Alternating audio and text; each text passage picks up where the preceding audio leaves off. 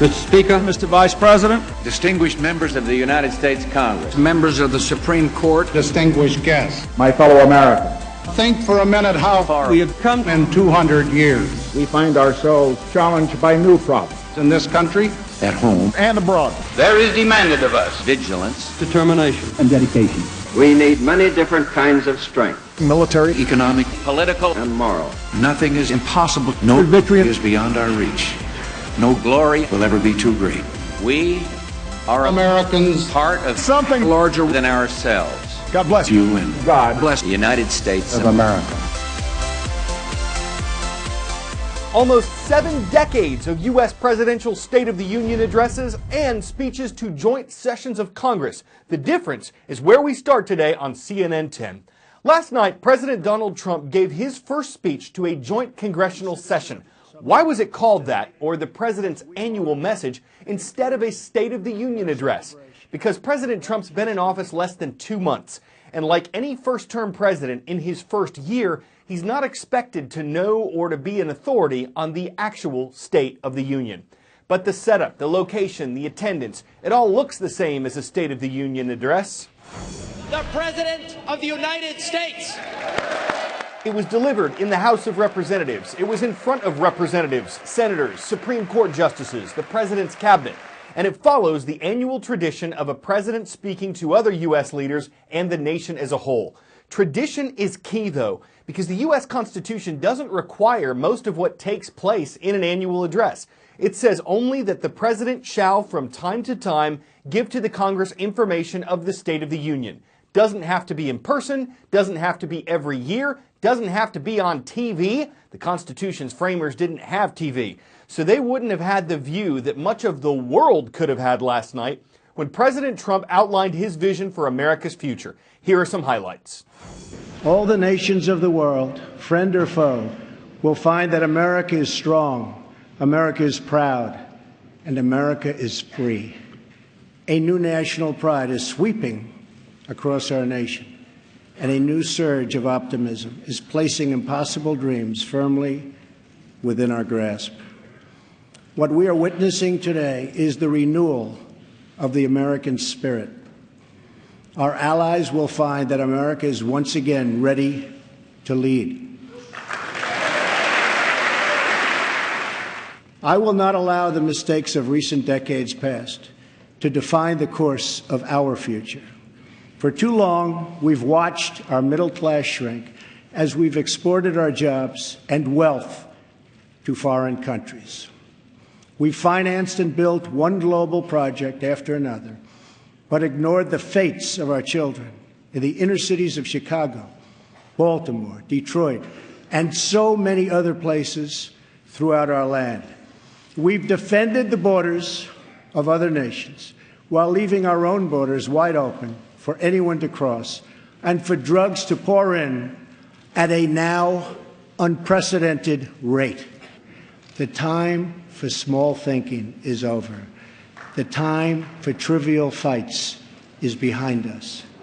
We just need the courage to share the dreams that fill our hearts, the bravery to express the hopes that stir our souls, and the confidence to turn those hopes and those dreams into action.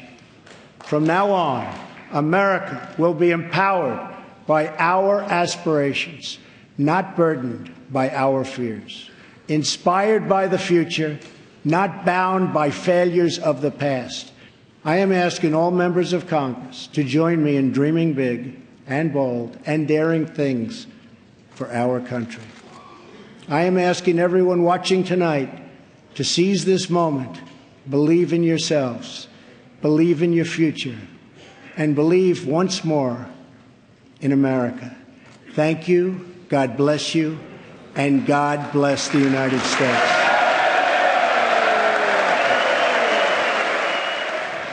Okay, that wasn't the only political speech of the night. Something else that's not required by the Constitution, but that's been a tradition since the 1960s, is the opposing party's response to the president's annual message. President Trump is a Republican, so after his address, a Democrat and former governor of Kentucky, Steve Beshear, gave his party's response.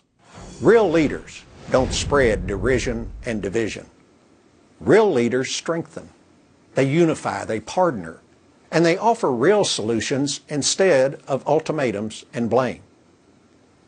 Look, I may be old-fashioned, but I still believe that dignity, compassion, honesty, and accountability are basic American values. And as a Democrat, I believe that if you work hard, you deserve the opportunity to realize the American dream, regardless of whether you're a coal miner in Kentucky, a teacher in Rhode Island, an auto worker in Detroit, or a software engineer in San Antonio. Our political system is broken. It's broken because too many of our leaders think it's all about them. They need to remember that they work for us, and helping us is their work. 10-second trivia. Where would you find Grimaldi, Copernicus, and the Sea of Clouds? The Sistine Chapel, the Circuit de Monaco, the Orion Nebula, or the Moon? These are all features of the Moon, the Earth's natural satellite.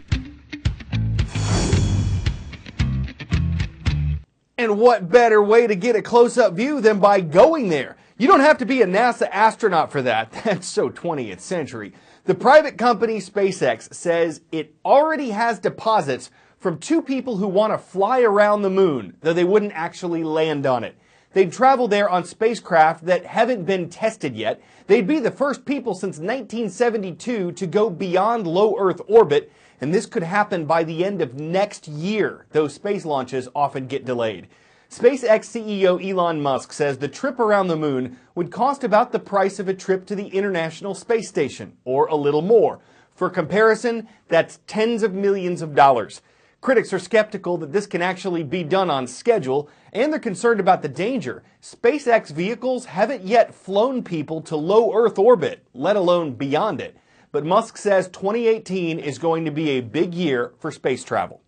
Another topic making news in the subject of science, the Terraformer. It's a unique wind tunnel at the University of Florida, and it's designed to help researchers understand the impact that hurricanes, for example, can have on man-made structures.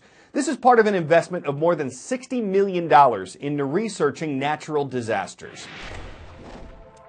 It's said to be able to replicate any sort of terrain, and the main purpose of the Terraformer is to mimic extreme weather conditions. So how extreme can it go? It reportedly can bring wind speeds of up to 230 miles per hour, and it would take 90 seconds to get going that fast. Those wind speeds are well over the minimum of a Category 5 hurricane and an EF5 tornado. The wind tunnel also helps engineers test the strength of a building's design. For that, they'd use scale models of homes and buildings that already exist. And watch how, with the help of the judge, the Terraformer is used to test the strength of building materials in extreme wind. It's amazing to look at. Scientists from around the country have access to this facility.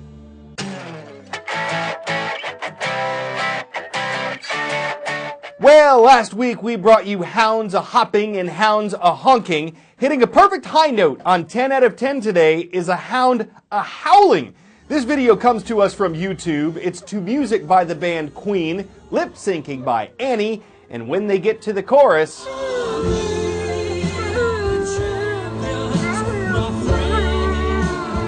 a solo by Lola. What we don't know is whether she's howling because she loves it or because she doesn't. But either way, Lola's among the great canine crooners. Consider Mariah Corgi, Katy Pomeranian, Miley Siberian, Airedale Levine, Alicia Keys-Hond, a Dalmatian, Terrier Swift, Bichon Frise, and of course, the great Ellie Goulding. Thank you for taking 10 for CNN 10 with puns that make you howl or growl. I'm Carl Azuz.